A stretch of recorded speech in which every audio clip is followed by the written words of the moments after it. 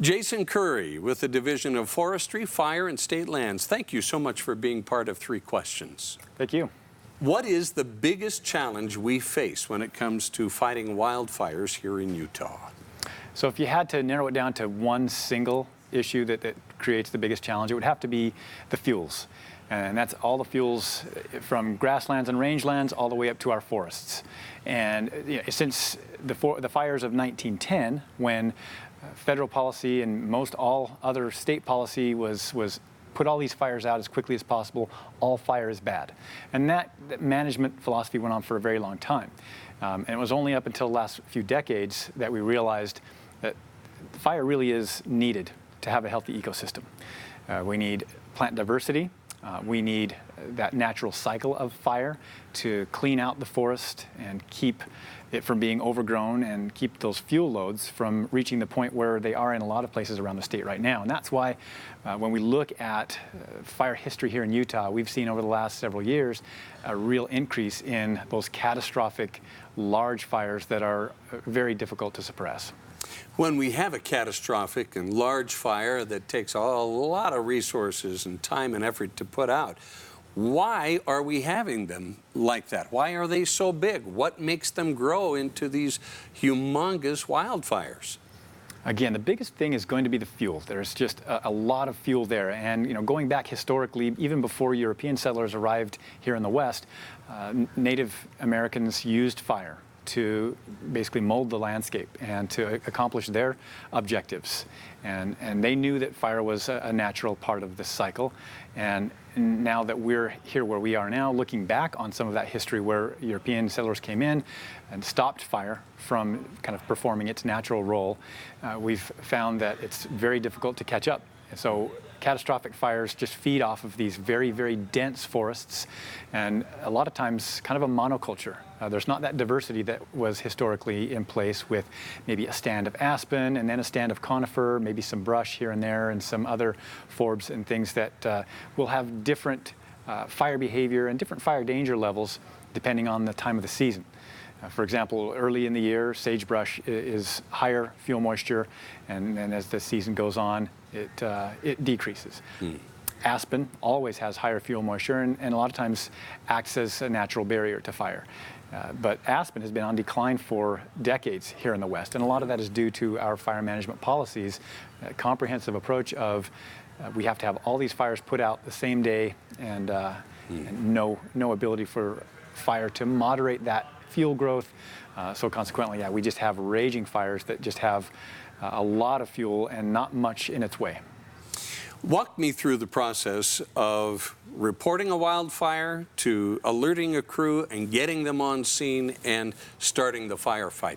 Walk me through a typical response. Okay, sure. So a normal wildfire, it's observed here in Utah, is going to most often be called into a 911 center.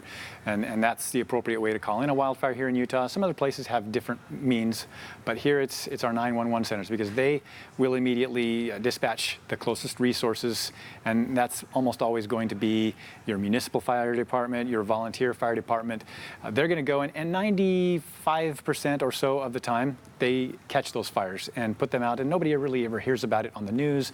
Nobody even maybe sees the smoke because they get it done in maybe an hour or two, and it's almost a non-issue. Now, in a lot of the fires, and again, about maybe 2 to 5% of the time, those fires might grow to the point where the local resources are stretched beyond their capacity, and then the state and the federal resources are asked to come in and assist. And that's when we get what we call our large campaign fires, our multi-day fires, where it's going to involve oftentimes an incident management team, hotshot crews, a lot of aircraft, dozers, many engines, and a lot of times resources from out of state. So here in Utah, we have a really great cooperative relationship between all of our county and city participants, as well as our state and our federal partners. The Forest Service, the BLM, Bureau of Indian Affairs, Fish and Wildlife Service, and the National Park Service are all our federal partners. We work hand in hand with them as the state wildfire entity to manage these fires. And a lot of times we'll get resources from out of state and from as far away as Alaska oftentimes. When I envision these crews, I see men and women who are, number one, very brave, number two, love dirt, and number three, love exhaustion. I can't imagine a more physically taxing job than fighting a big wildfire in very steep terrain in the middle of the summer. Where do these people come from? And did I describe them right? You described it very well. It's a very unique breed of person. It's the type of person that, like you said, they don't mind getting dirty, they don't mind getting sweaty, and they don't mind putting in a hard, long day of physically demanding work in an outdoor environment. So that really is what it is. And from our basic hand crews all the way up to the hot shots, they enjoy it, they like being in that environment, and they love the challenge that wildland fire presents. Now, some of these crews are seasonal, and others just do it year-round. Tell me about those. What's the difference between those two different kinds of crews? Well, most all of our fire crews, whether it's the state of Utah or the BLM and the Forest Service, they're all going to be seasonal. They will have some year-round employees that will be available for some fire suppression stuff. So they'll be doing fire planning, they'll be carrying out prescribed fire and things like that. But the force of employees that are involved in wildland fire suppression in the state of Utah probably grows by 90% or more when the season hits. When you come on a wildfire that has just started and you see that it's starting to grow quickly, how do you make the decision as to whether to let this thing burn or to attack it with everything you have? Well, so for our division, and for the state of Utah, Department of Natural Resources, Division of Forestry, we almost never make that decision. It would be extremely rare. Who makes that decision? So usually those types of managed fires are going to be on Forest Service land and sometimes on BLM land. And they'll make that decision before the fire even starts. Mm-hmm. They'll have a map and they'll have a meeting pre-season and meet with various stakeholders to decide, is this an appropriate place for fire to be able to do some good work and reduce those fuels and reduce the hazard, reduce the smoke load that results from fire, and it can take place on a more, on a basis that's more on our terms as firefighters versus just a wildfire that blows up unexpectedly, unknown, and consumes thousands of acres, threatens homes, evacuates people, and of course more smoke. So it's done beforehand. Those maps are developed. The managers on the forest can, as soon as a fire starts in those areas, can then quickly ask the question, is this an area that's identified before the season starts to allow fire to burn or not? And if it's not, then the answer is no. But if it is one of those areas that's cleared to allow fire, then the conversation goes forward, and oftentimes they do make the decision to manage it in what we would call less than full suppression. Because there are a variety of ways to manage wildfire. Sometimes they'll manage it full suppression, 100%. We have to put this fire out. The values at risk are not worth the resource objectives that we might accomplish. Other times it might be a mix where one side of the fire might be threatening homes or other infrastructure, and so that side of the fire receives a full suppression approach, while maybe the other side, where it's actually doing some real good, is managed from a more resource benefit type of perspective. Describe the feeling of going after a large wildfire that is growing very quickly and descending on a town.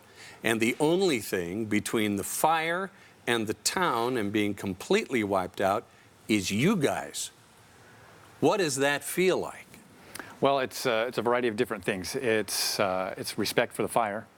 We're always, as we go into any environment where there's fire, we're always having to manage our own safety. And we're always looking for four things: that we have a lookout, that we have communications, that we have an escape route, and that we have a safety zone. So those things are always floating through firefighters' mind. We also have a variety of different, what we call watch-out situations, and the standard firefighting orders that always have to be thought of. So it's a very complex job, but it is exhilarating, and it's something that that you know that you're putting your life on the line. You're going into an area that could be dangerous for you, but at the same time, especially in the environment you've described, where there are people in homes, those feelings are quickly pushed aside. And again, just like the folks that like to be in the dirt and like to be in the outdoors, they also like to help people. And so that's a big part of the job, is being able to help, especially when it comes to our volunteer fire departments and our local fire departments.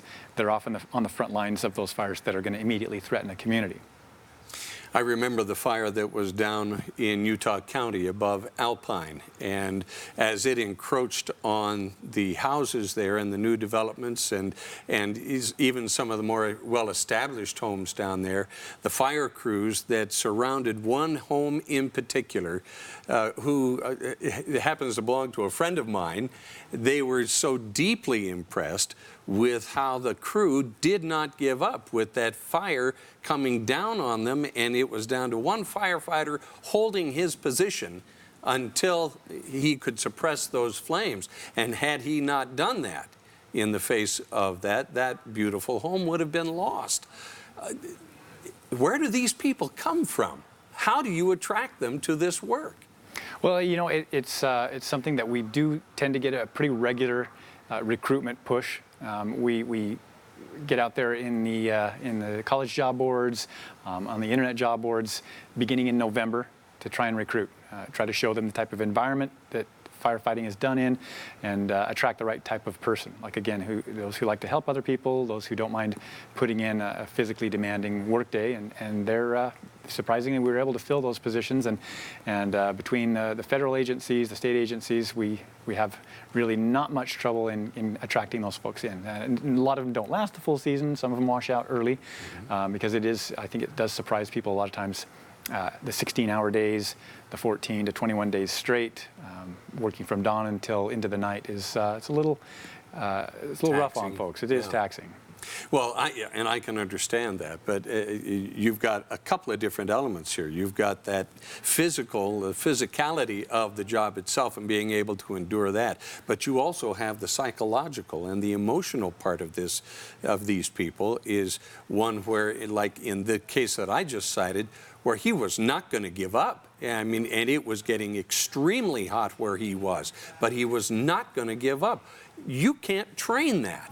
No, you don't. You don't train that. That's something that's a personality trait, that never quit attitude of not only am I going to push myself physically to the ultimate limit, but I'm not going to leave this post or leave this until I know that either my life is in danger imminently or the job is done. Utah's growth has just about everybody's attention. The interface, the wildland interface, seems to be growing further and further and further out from our urban areas.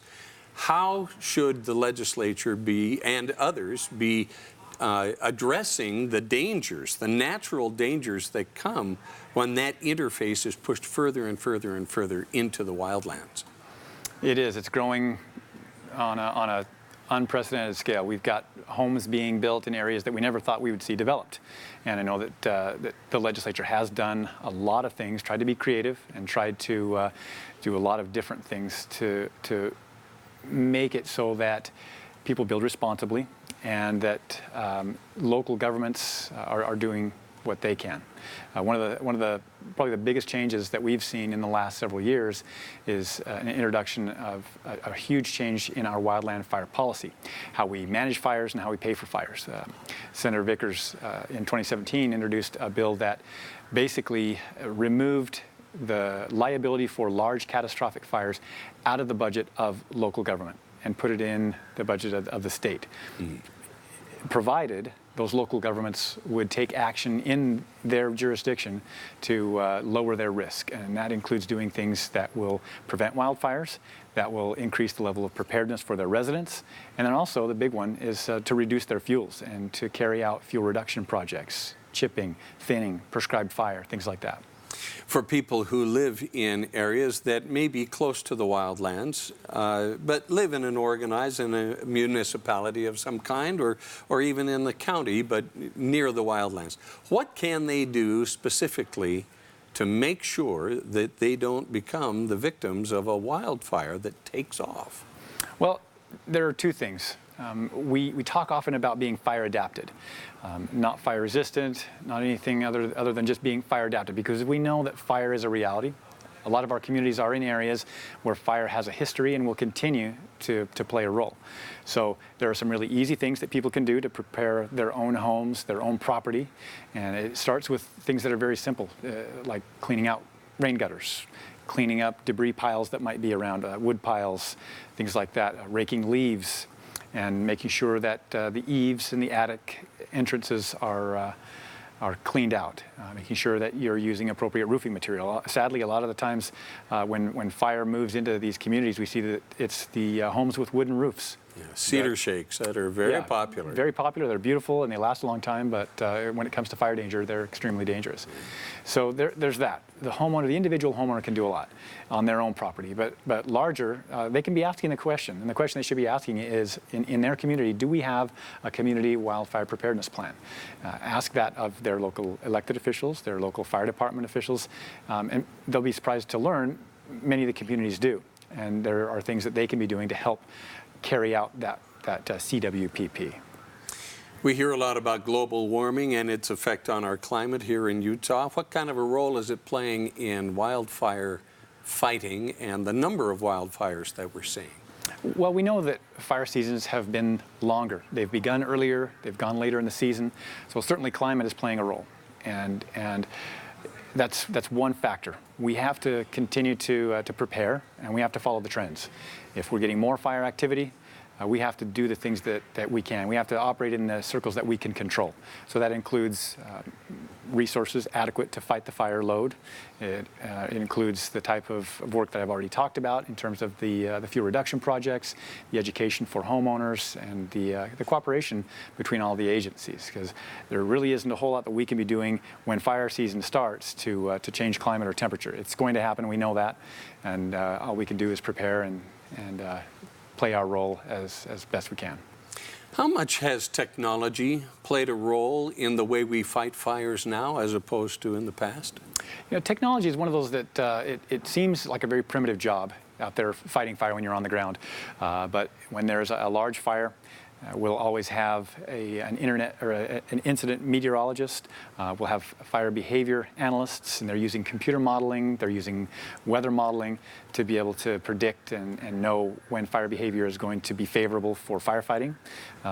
There are things like drones, there are things that are being developed in the technology world for detection that are really fairly new. So we're looking forward to seeing how a lot of those things play out, especially when it comes to early detection and keeping our firefighters out of risk in aircraft. We know that aviation is a hazardous duty, and so some of the things will never replace full-size aircraft with a drone, but there are some activities, some things that can be done to reduce the risk when it comes to especially the capacity of our firefighting effort.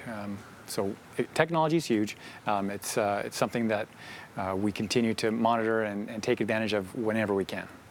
Whenever we see that big DC-10 come down and drop its load on those fires, that is an impressive sight. I'm not used to seeing a passenger airplane, and I'm sure a lot of viewers are not used to seeing a passenger airplane come down and be used as a fire suppression tool. How much does it cost to run that thing? Well, the cost to run it, well, it drops about 11,000 gallons of fire retardant. So one drop can be between $60,000 and $80,000, just kind of depending on location, the amount of flying they have to do to get there, and the cost of the retardant. But it's expensive, bottom line. I mean, it can be up to $80,000 when you add everything in there, including the crew time, the travel time, the retardant itself.